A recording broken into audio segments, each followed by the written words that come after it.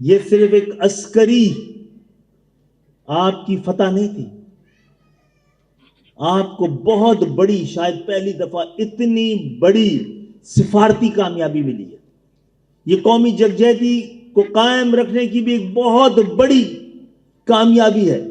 جس مہارت سے پاکستانی فوج نے لڑا ہے، ہندوستان کی ملٹری مائٹ کہاں نظر آئی آپ کو؟ کیونکہ ہم اسلحے سے نہیں، حوصلوں سے لڑتے ہیں۔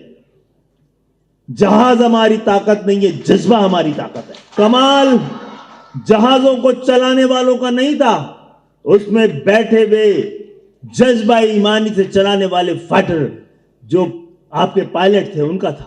برتری جو ہندوستان کی مصنوعی تھی، افواج پاکستان نے، آپ کے پاک فضائیہ نے، بحریہ نے مل کر ختم کر دی ہے، اور ان کو پتا ہے یہ تو جھڑپ تھی، اگر جنگ ہوا اور جنگ ہوئی تو ہندوستان کا نقشہ بھی بدل سکتا ہے۔ جہاں تک 10 مئی کا تعلق ہے، جب اور جہاں کوشش اور صحیح اور جدوجہد اور صحیح ہوگی، وہاں 10 مئی ہوگی، اور انشاءاللہ تعالی ہم نے 10 مئی کو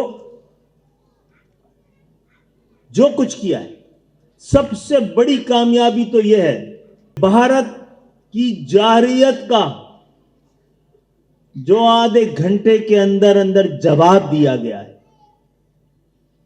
وہ اس بات کی غماس ہے کہ ہماری انٹیلیجنس کا کمال تھا کہ اس کو پتا تھا کہ بھارت کیا کرنے والا ہے، اور یہ ثابت کرتا ہے پاکستان کتنا تیار ہے، افواج پاکستان اپنی ذمہ داریوں سے کتنی آگاہ ہے۔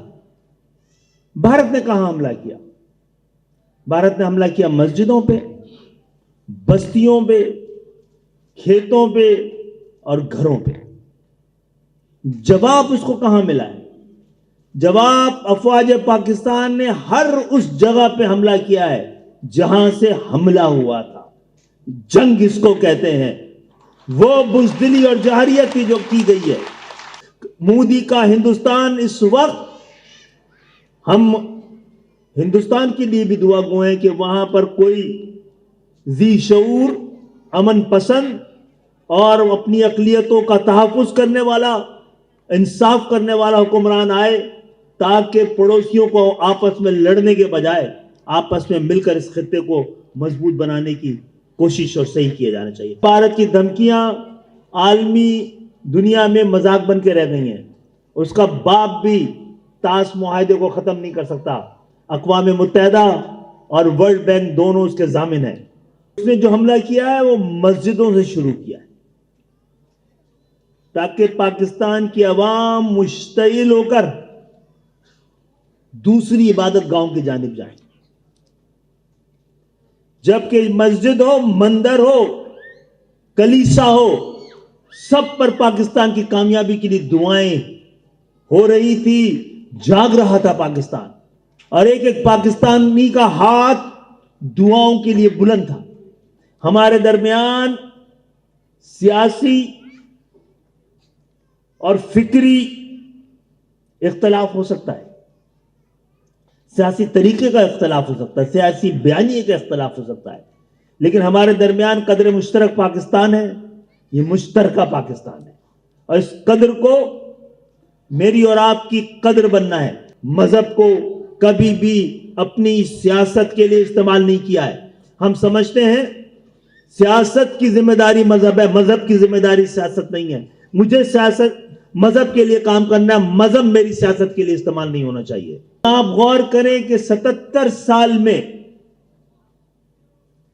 پاکستان نے، میں نے اور آپ نے مل کر 12 کروڑ پاکستانیوں نے، 15 کروڑ پاکستانیوں نے، 20 کروڑ پاکستانیوں نے، آج کے 25 کروڑ پاکستانیوں نے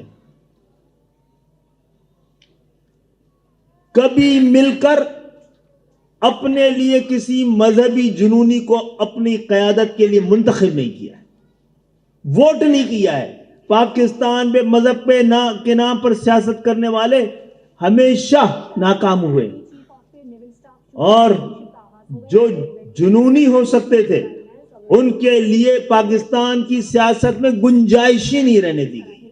سیاسی جماعت کے پلیٹ فارم سے یہ پروگرام کیا جا رہا ہے. اس میں موجود تمام ہمارے بھائی، چاہے وہ سکھ ہو، ہندو ہو، عیسائی ہو، ان سے معلوم کر کے دیکھیے گا. جو ہمارے ساتھ ہے تو ان کو ایم کیو میں ایک گھر ہی لگتا ہے، ایک خاندان لگتا ہے، کوئی تفریق نظر نہیں آتی. ہمارا اور آپ کا تعلق یہ آپ ہماری آپ کی ضرورت سیاست کے لیے نہیں ہے. آپ کا ہاں سیاست میں اگر اقلیت کی نشستیں رکھ دی گئی ہیں تو سو ہم بھی بھیجتے ہیں. یہ نہیں ہوں گی تو بھی آپ ہمارے ساتھ ہوں گے اور ہم آپ کے ساتھ ہوں گے. مسئلہ سیاست کا نہیں ہے، یہ مسئلہ انسانیت کا ہے، پاکستانیت کا ہے اور انصاف کا ہے.